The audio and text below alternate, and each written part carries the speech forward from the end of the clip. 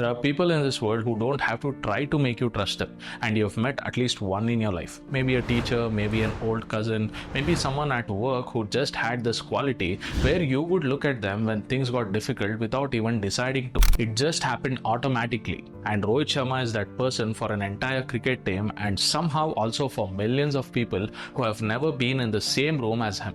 And that's genuinely strange when you think about it, because trust at that scale usually requires something: a speech, a moment, a gesture. But with him, it seems to just accumulate quietly over time without any single dramatic reason. And to understand why that happens, you have to stop thinking about him as a cricketer for a second and start thinking about him as a human being operating under a specific kind of pressure that most people will never experience, which is the pressure of being publicly responsible for other people's confidence, because that's what captaincy actually is at its core. It's not tactics, it's not decisions. It's whether the 10 people around you feel okay enough to do what they are capable of, and Rohit seems to understand this in a way that doesn't come from a coaching manual.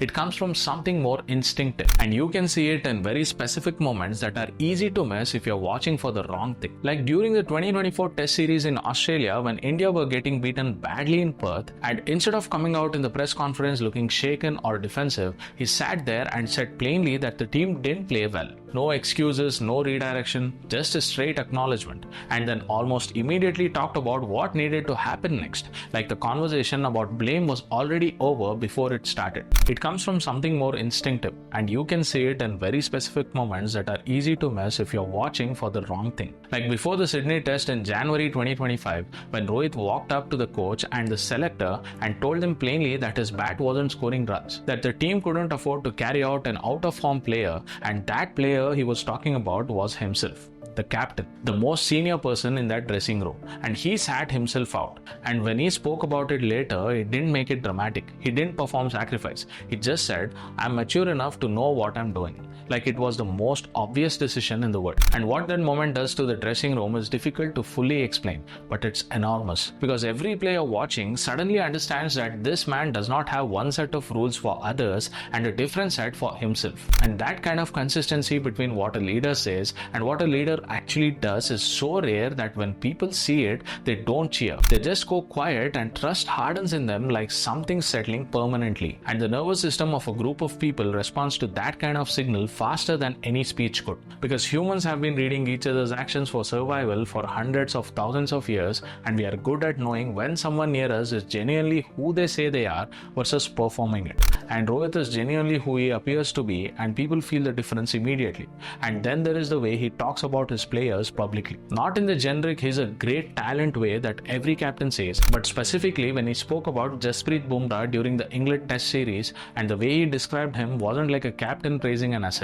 It was like a person talking about someone they actually admire. And that thing, that realness in how he speaks about people around him, builds something in those people that's hard to manufacture, because you cannot fake being seen. You either see someone or you don't. And Rohit seems to actually see his players as people first and performers second. And young players especially carry that with them onto the field in a way that changes how they play. Shubman Gill has said this in different ways across multiple interviews, that there was a version of him that was slightly afraid of the big stage, and something shifted when he felt like the people above him weren't waiting for him to fail. And that shift is not small. That shift is actually everything.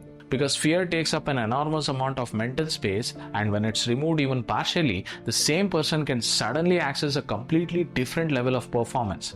And this is backed by actual research in organizational psychology around what's called psychological safety, which is just a formal name for the feeling of "I can make a mistake here and not be destroyed for it." And teams that have it consistently outperform teams that don't, regardless of individual talent. And Rohit creates it almost effortlessly, which is the strange part, because most leaders who understand psychological safety try very hard to create it and still feel slightly constructed.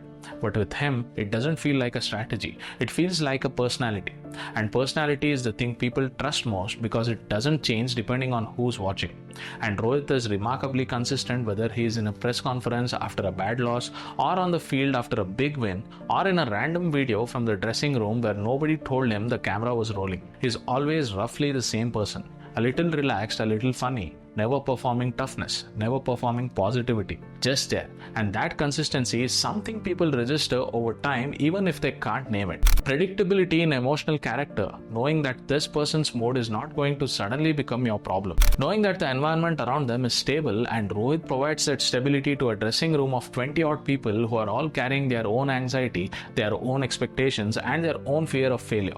And the fact that he can absorb all of that without visibly affecting him is not nothing. That's actually a very specific and rare human capacity. And what's interesting is that fans feel a version of this too from a distance.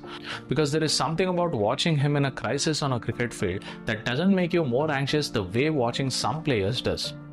It makes you slightly less anxious, like his calm travels through a screen and quietly settles somewhere in your chest. That's not a mystical thing. That's just how humans work. When one person in a room is genuinely steady, other people around them slowly start to feel steadier too. It moves from person to person the way mood moves through any group. And most public figures accidentally spread unease because unease is their baseline and it leaks through everything they do.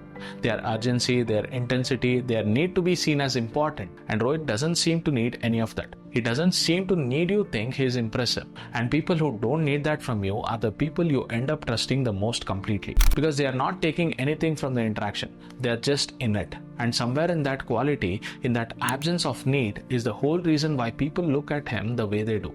Not with admiration exactly, but with something quieter and more durable than admiration. Something closer to relief. Thank you for watching. I'll see you again.